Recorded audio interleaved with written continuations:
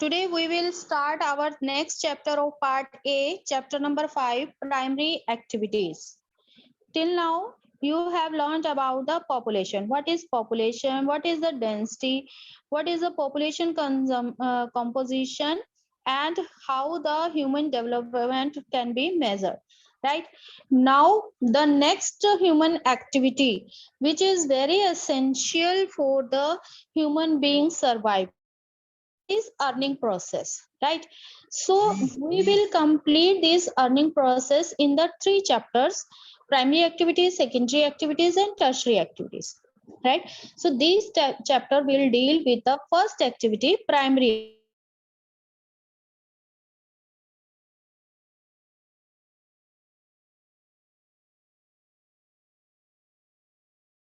And this earning process is related to the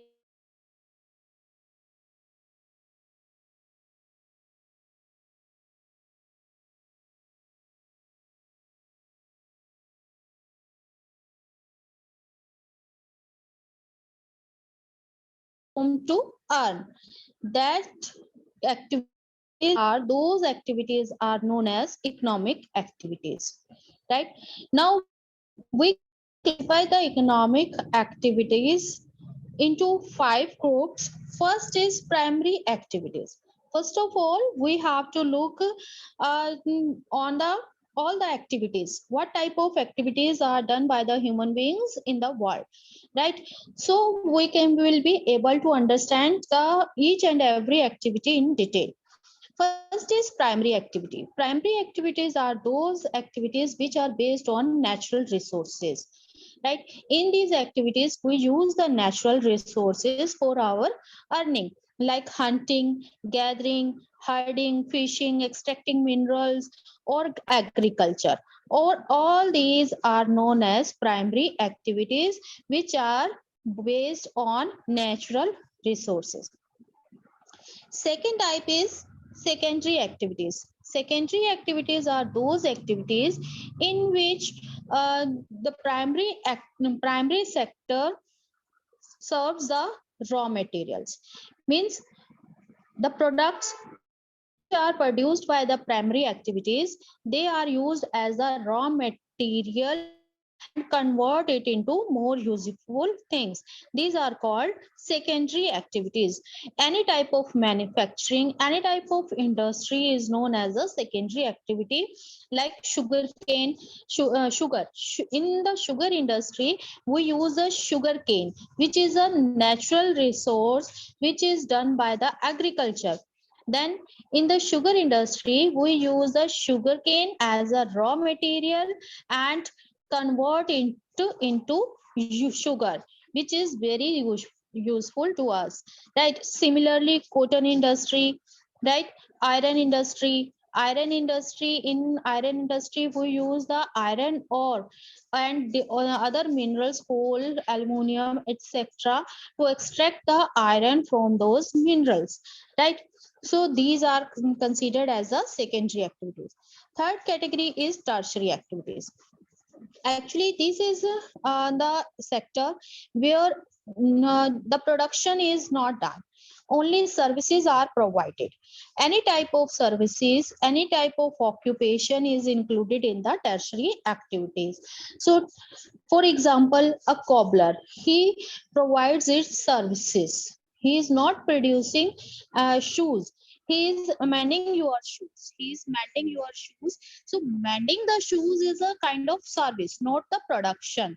So a service of a cobbler, even a washerman, all these services are included in the tertiary activities.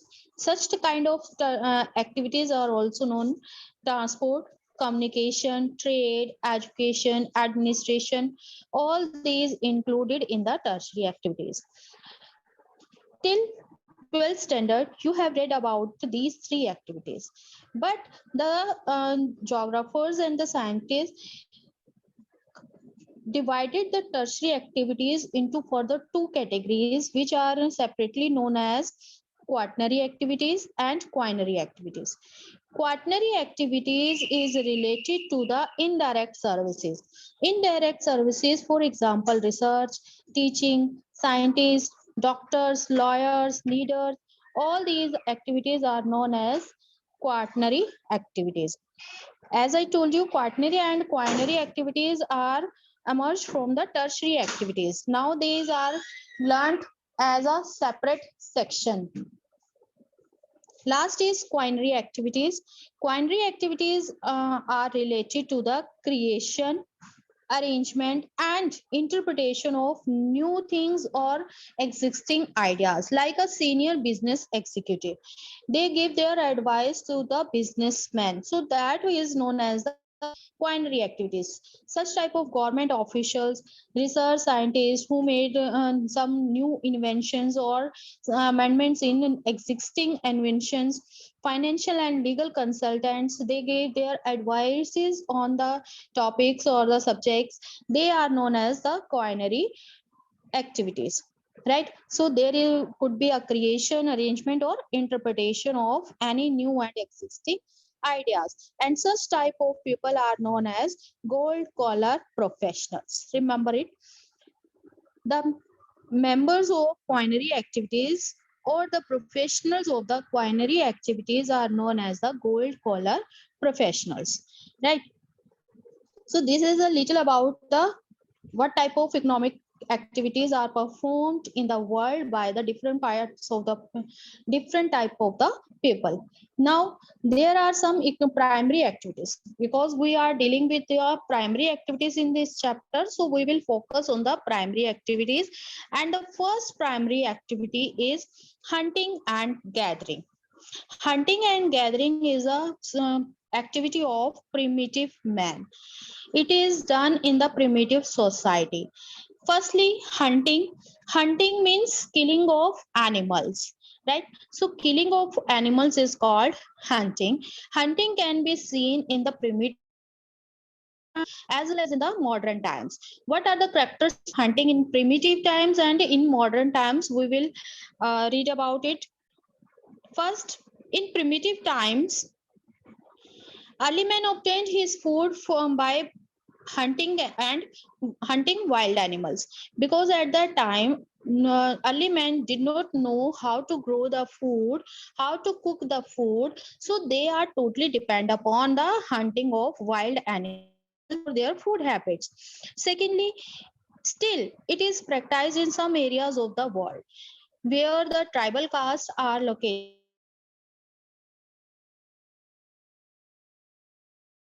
Still practiced hunting for their food habits, because at the time the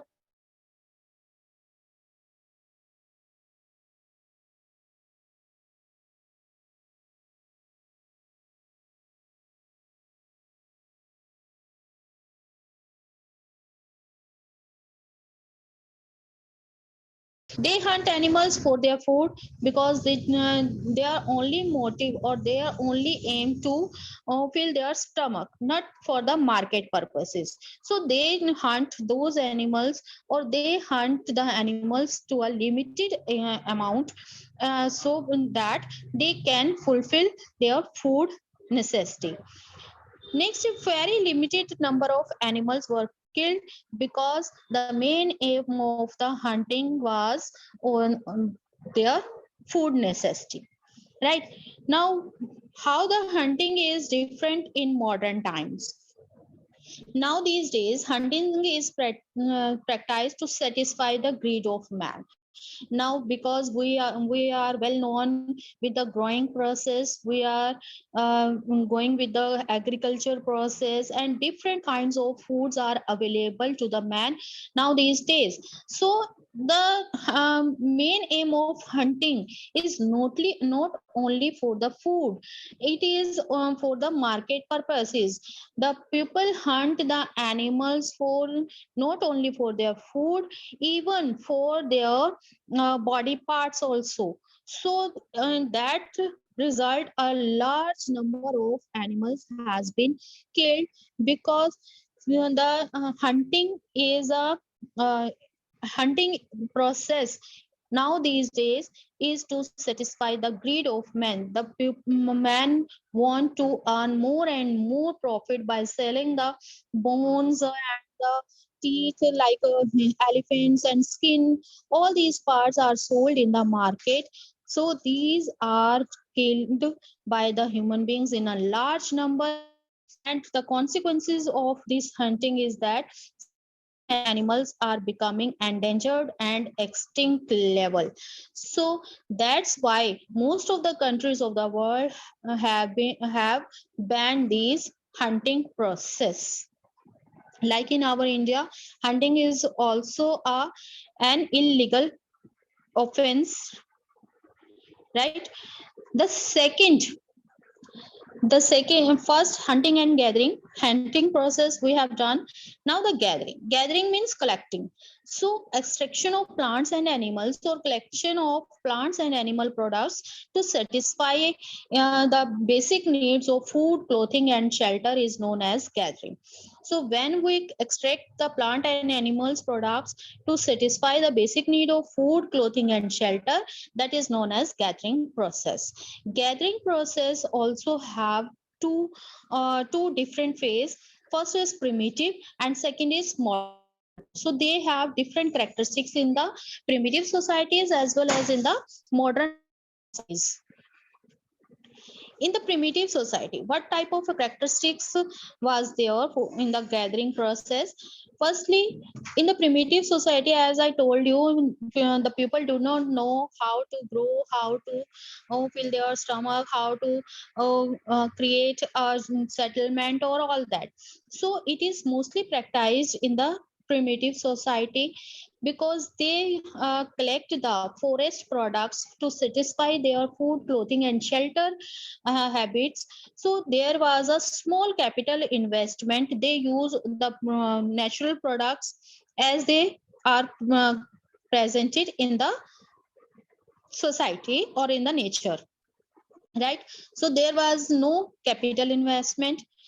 High level technology was not required, because that is done only for their family and family members. They collect these things only for their family and family members. When we do any activity on a small scale, they need a small investment, capital investment, and high level technology is also not required. So the yield per person is very low, because they gathered the products only which are sufficient for their family members. So they collect the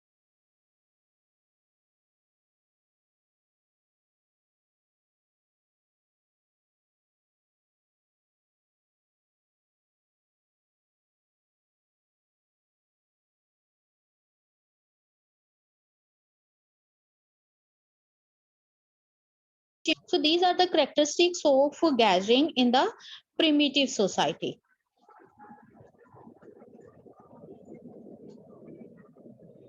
right?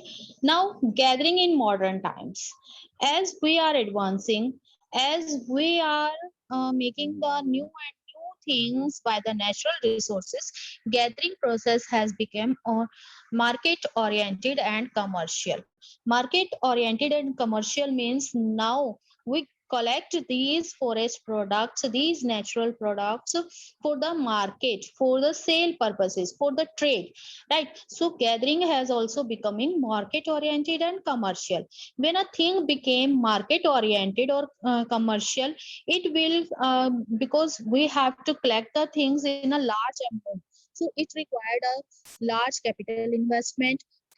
Modern technique will also be required for these purposes, right? So basic aim of this type of societies is to sell the products in the market, right? So similarly, now gathering process is practiced to sell the products in the market. That's why they use various parts of plants to manufacture or to create more useful products, like wood for furniture, leaves for medicines, right? So the lubricant which extract from the stem of um, trees that is also used for different purposes, for the gum, for the rubber, etc.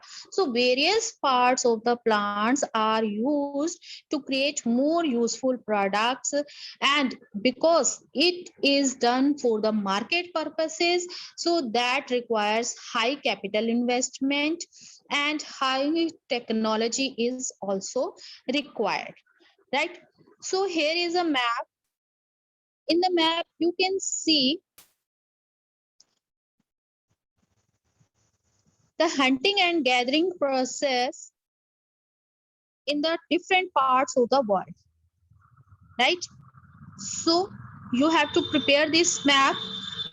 First, it is still practiced in the northern of North America, right? North America continent is practiced in North Canada, in the South American continent, because it is asked in continental wise, right? So you learn the name of that area as well as the area associated with which continent, right? So in the North America, the area is the upper part of North America, that is considered as the North Canada. In South America, this shaded part is known as Amazon Basin, which is where the hunting and gathering process is still practiced. The upper part, northeastern part of South America is known as Amazon Basin, right? Similarly, the western part of African continent, that is known as Zaire Basin, right? Zaire Basin, this part, right? So this part is also filled with hunting and gathering process. In Asia, there is Eurasian continent, we can say Eurasian continent, the upper part, the cold deserted part of Eurasia, that is known as Northern Eurasia. This upper part is also practiced with hunting and gathering. In Asia, Southeast Asia, where the hilly regions are found, they are also confined with hunting and gathering process. So you have to fill these places continental wise in your map, right? So this map will be asked in your final exams. Second primary activity is pastoralism. Pastoralism means domesticating animals and obtaining animal products. That is called pastoralism, right? With the pastoralism, there are one more word, that is pastoralist. The people who do the activity of pastoralism, who domesticating animals and obtain animal products, they are called pastoralists, right? So livestock herding and rearing, that is becoming more important activities of grassland, because there are no agriculture process. Higher latitudes area, they are confined with the grasslands, so only activity of that areas are pastoralism. Correct. So different type of animals are domesticating in this activity, like cattle, sheep, goats, etc. They are domesticating for their milk, wool, silk, skin, in hides, etc. Right. So in the different parts of the world, different type of animals are reared according to the climatic conditions prevailing in those areas. So pastoralism can be divided into two broad categories. First is nomadic herding and second is commercial livestock rearing. Like hunting and gathering process, as we learned in the primitive society and the modern society, similarly pastoralism is also can be divided into two broad categories. Nomadic herding means primitive type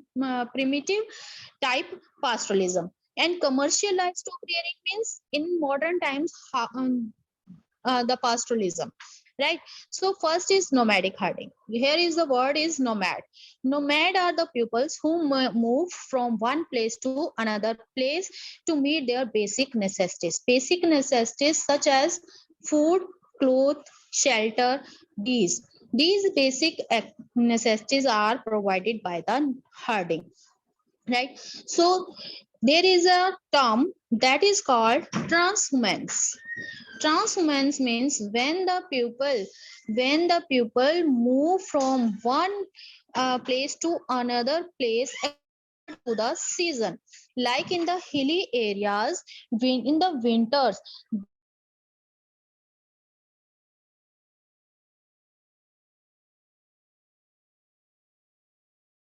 So those people come to the foot of the hill like this. Suppose this is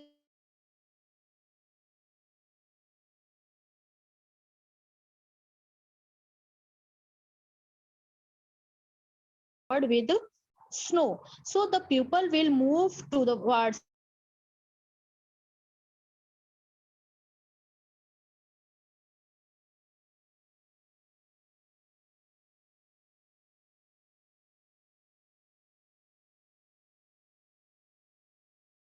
again move to the top of the hill for the crossing area, right? So this type of seasonal movement, that is called transhumance,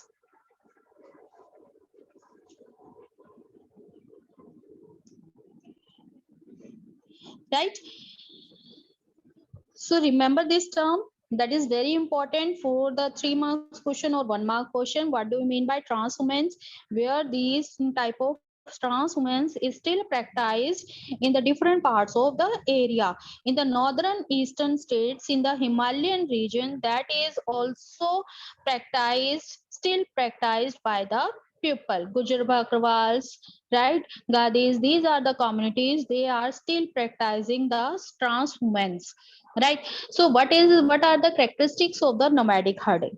As I told, nomadic herding is like a primitive type pastoralism.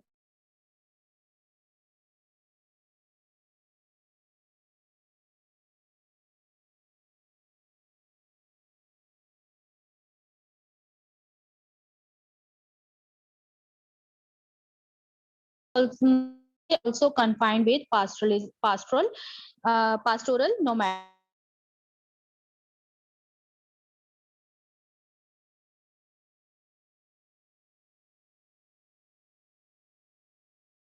Bakrwals in Jammu and Kashmir and Himachal Pradesh,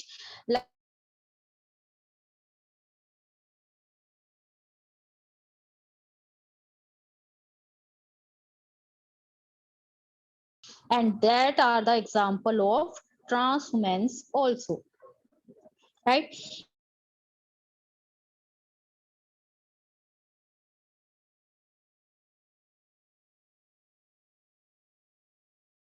And for the animals, they grow on their own, similar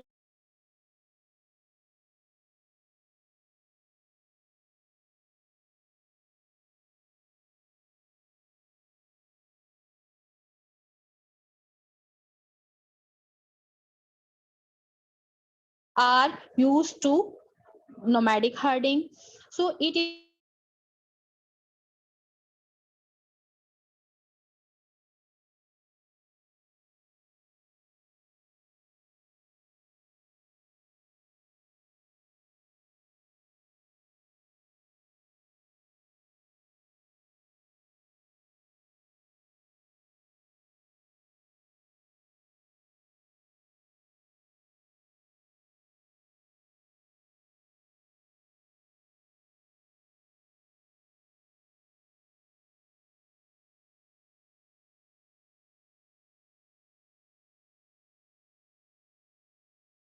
are some imposition of political boundaries. As the colonial rules expand, the Britishers restrict the movement of these people.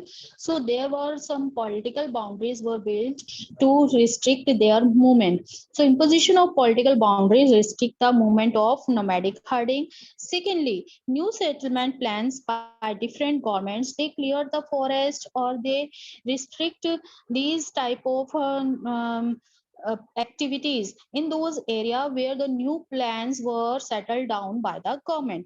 So that's why this type of herding is decreasing in today's world.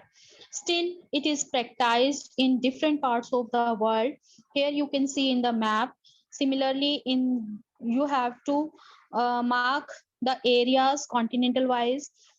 Mostly the primitive areas of the world, like North Africa in the African continent, because Africa is very rich in resources, but due to the lack of technology and financial advancement, this continent is still in developing stage or underdeveloped stage in some areas of African continents. So there in those areas still primary activities are done. Similarly, Southwest Africa, Madagascar continent, Madagascar, island of Africa, this part, eastern part of Africa, they are confined with the pastoralism. Arabian Peninsula, along with the African continent. If we talked about the Eurasia, tundra of Eurasia, because it is a tundra region, means full of covered with snow every time. If we talked about the Asia, Mongolia and Central Asia, these are the parts where the pastoralism, we can see the pastoralism to be confined. Correct? If you have any doubt till now, you can ask. Otherwise, we are covering the next topic, that is commercial livestock rearing. Commercial means when this activity is done for the market purposes, for the commercial purposes, for the earning purposes. So no doubt, if we are doing any activity for the market purposes, we are doing it on large scale. When we do it, remember all these points for all the activities, right? So here the demand of animal products increases because it is for the market purposes. Demand for milk, meat, wool, skin, hides, they are becoming commercial basis, right?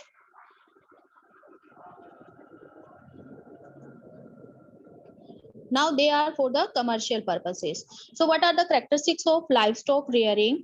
First, commercial livestock rearing is characterized to the new world, which are, here you can see the area of America. First of all, focus on the map.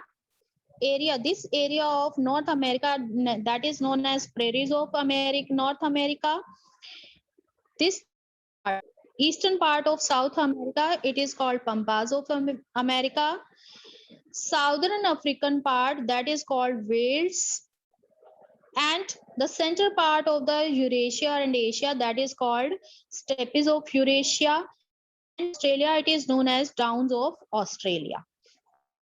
Right? So in the different parts of the world, it is known as with different names.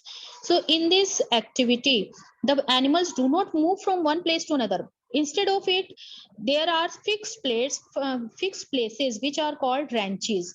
They are made for the animals.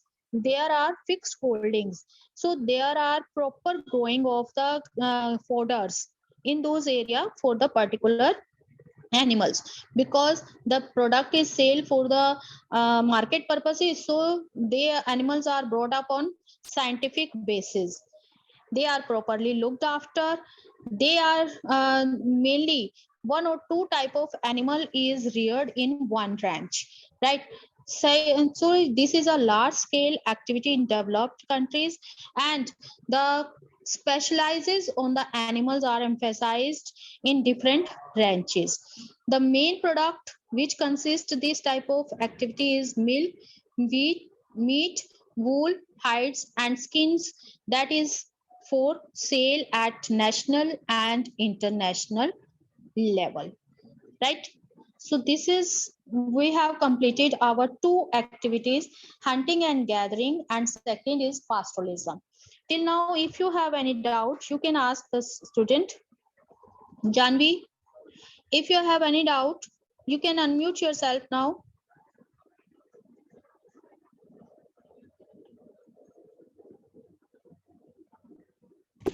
No, ma'am. Okay. Have you understood all the topics?